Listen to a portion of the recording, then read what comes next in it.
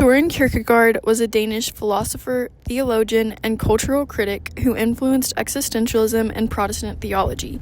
He was the author of 22 books, with the three notable ones being Either Or, Fear and Trembling, and The Sickness unto Death.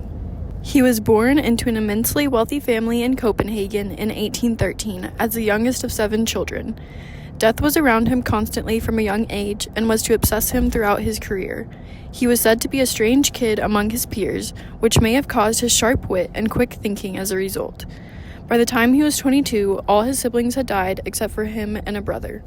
In the early 1800s, Denmark was primarily dealing with the aftermath of the Napoleonic Wars and the rise of the Danish Golden Age.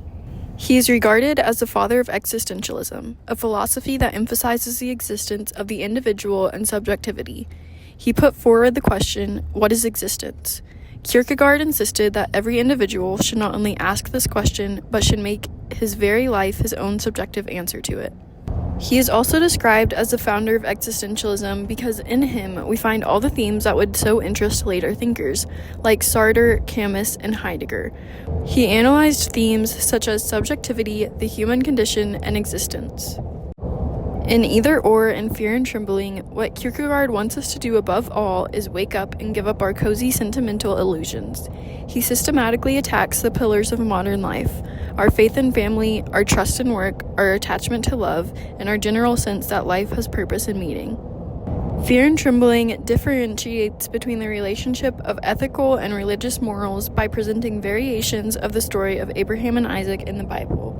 A famous quote from Either Or was, "Most men pursue pleasure with such breathless haste that they hurry past it." At the age of 28, Kierkegaard was in love with a 19-year-old girl called Gracen Olsen, but he broke off the engagement as he realized that to try and live with her forever would also mean killing the love that had drawn him to her. Everywhere he turned, Kierkegaard saw intolerable incompatibilities and impossible choices. It led him to one memorable explosion in Either Or. Marry and you will regret it. Don't marry, you will also regret it. Marry or don't marry, you will regret it either way. The key to Kierkegaard's philosophy is that the only tactical response to life's horror is to laugh defiantly at it.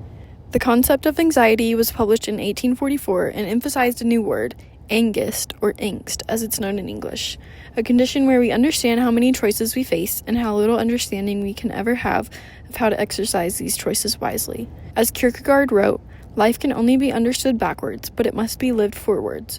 Our constant unhappiness is more or less written into the script of life. As he wrote, anyone who has given the matter any serious thought will know that I'm right when I say it's not possible for anyone to be absolutely and in every conceivable way completely content, not even for a single half hour of his life. In his later works, however, Kierkegaard put forward one answer that he put forward ever more startlingly, Jesus Christ. He loathed the established Christianity of the established Danish church, but he adored the simple truths of the gospel that his father taught him as a boy. For him, Christianity was a religion of extreme surrender to a theology of almost peasant-like simplicity. One was to be ready to die for Christ, to give up all attachment to worldly things, and to love all humans like one's siblings. He didn't look for a rational explanation for God's existence, but instead took a leap of faith into believing that God was the total solution. As he said in The Sickness unto Death in 1849, to have faith is to lose your mind and to win God. Martin Heidegger's philosophies and works were related to Kierkegaard as he also explored how humans understand and engage with the world. His works revolved around the concept of being, and he argued that the concept of being had been forgotten in Western thought, leading to a crisis of meaning. Heidegger putting forward the question of being is similar to Kierkegaard's question of what is existence. Homer lived on Chios Island probably around the 8th century BCE, and he was likely blind. It is likely the Iliad and the Odyssey were passed down orally and Homer recorded what he gathered. He belonged to an oral pattern tradition based on the writing style of the poems. These stories were passed down through memorization and were sung by a poet-bard for an audience, with their own spins and styles. The Iliad was set during the Trojan War, which was believed to have been fought in the 13th or 12th century BCE. It was believed to have been caused by Paris' seduction and theft of Helen from Agamemnon. Scholars say the war was caused by a dispute over trade routes and the strategic location of Troy at the Hellespont. The Trojan War has raged for 10 years, sparked by Paris of Troy seducing and stealing Helen from her husband, Menelaus of Greece. When King Agamemnon takes a priest's daughter, Apollo sends a plague on the Achaeans. Agamemnon then seizes Briseis from Achilles, who, insulted, withdraws from battle and asks Zeus to punish the Greeks.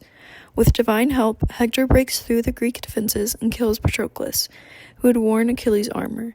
Enraged, Achilles joins the war, slays Hector, and dishonors his body. Eventually, King Priam pleads for his son's remains, and Achilles returns Hector's body, which is buried with honor in Troy. The themes in the Iliad include war, humanity, honor and pride, and gods and fate. Symbols in the Iliad include ships, eating, the shield of Achilles, battle armor, and the eagle of Zeus. The Odyssey is about Odysseus' long journey home to Ithaca after the Trojan War, which is a journey that spans 10 years and is filled with trials, tribulations, and encounters with both mythical creatures and gods. While he struggles to return, his wife and son face suitors vying for the wife's hand and Ithaca's throne. Themes in the Odyssey include hubris, temptation, hospitality, deception, fate, justice, and vengeance. The Odyssey is related to Candide in that both tell tales of travel and transformation, and both main characters wish to be reunited with their love interests. The Iliad and the Odyssey are timeless as they both continue to be studied, translated, and adapted thousands of years later. Reflecting on this final project as a whole, I appreciated being able to learn the meaning, background, and cultural significance of both Kierkegaard's philosophies and Homer's Iliad and Odyssey. It was interesting and beneficial to be able to summarize their works instead of reading them in their entirety because I was able to gain a better understanding of why they were written and did not have to devote hours of time to reading. Kierkegaard's philosophies are still significant today as I find myself relating to his existentialistic views and Christian perspective of the leap of faith. Homer's Iliad and Odyssey are still relevant throughout society as the tale of Odysseus' journey and the Trojan War are still taught in English and history classes and give an interesting account of both mythical creatures and gods.